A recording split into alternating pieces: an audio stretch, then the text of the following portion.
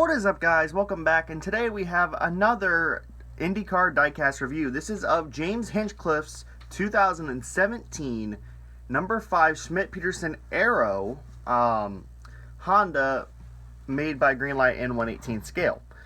So, this car just came out. I am going to be the first person to review this car, which is cool. You know, my counterpart usually beats me to these, but for once I beat him, and it's on his favorite driver, ironically. Huh. So anyways, this is with the proper gold chrome paint scheme on it, which they did last year, and those sold really fast and really well. They are very hard to get now, but I think they're sort of ruining it by continuing to do the gold chrome cars. However, it is nice to see it on the proper Aero kit, since last year's car was on the DW12 because the Honda Aero kit diecast wasn't developed yet. So anyways, and sorry about the lighting and stuff. It's I'm in the process of moving stuff, so yeah. Anyways, on the nose, and some of these decals would be hard to see because of the gold chrome, but anyways, Schmidt-Peterson, Dallara, Verizon Indycar Series, Honda, Lucas 5 Aero, and then Lucas Oil on there upside down, well, from this perspective for the camera, but since the camera faces out, it kind of makes sense. Advertising. Anyways, on the mirror, Spider, which I'm not a fan of Spider because they screwed Patrick Dempsey out of a deal in the WEC a couple years back. And Greenlight, which the irony is this is produced by Greenlight, so of course they're going to put themselves. On the nose, we got Lincoln Tech and Braun Ability. On the side pod, Aero, Firestone, 5 years out, Petro-Canada Lubricants, and Aero.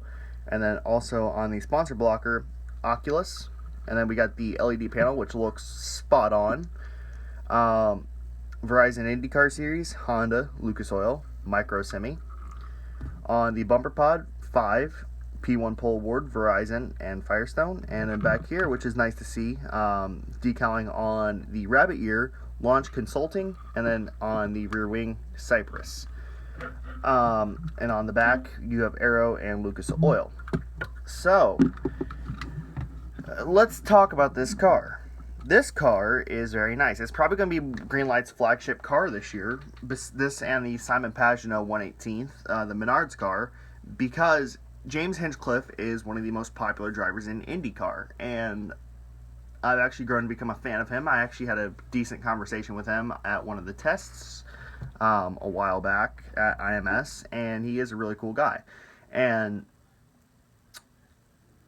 of course, you can say what you want about Hinchcliffe. He is a top-notch guy, and also his name and Canadian flag is on the headrest.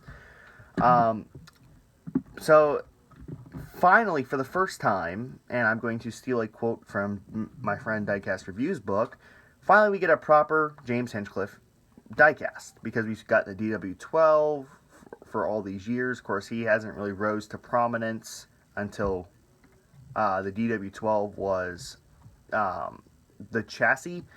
He did have 2011, but they didn't make any diecasts of him because he wasn't like one of the top guys. But now he is, and we finally get a proper 1/18th diecast. Now, we've not seen the 2017 scheme on a Speedway Aero kit yet.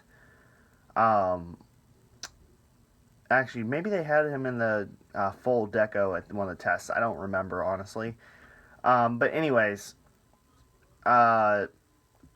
it's nice to see this car, and of course this is what the car will exactly look like running this May. And it's a great car. They really did knock it out of the park. Greenlight does have many issues, but they really did knock it out of the park on this one. It looks fantastic, and now one thing I gotta criticize, and I have to do this car would have been a lot more special if it was very limited, just like last year's car. If they would have been the same thing as the gold chrome car from last year, it would have been perfect.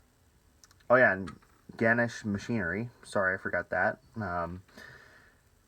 But they're choosing to make two variations of this, which is this car, the standard release, and then the Long Beach Wind.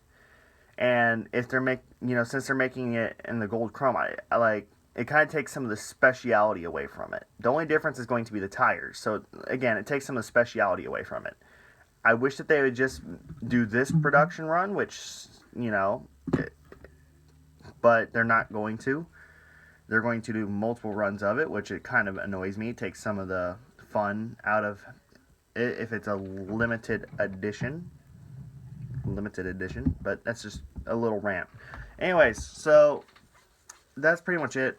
It's a really great car. It's a little bit more expensive than the other 118 diecasts. This one is $75 compared to the $70 regular cars, which is still $70 is still outrageous for one of these.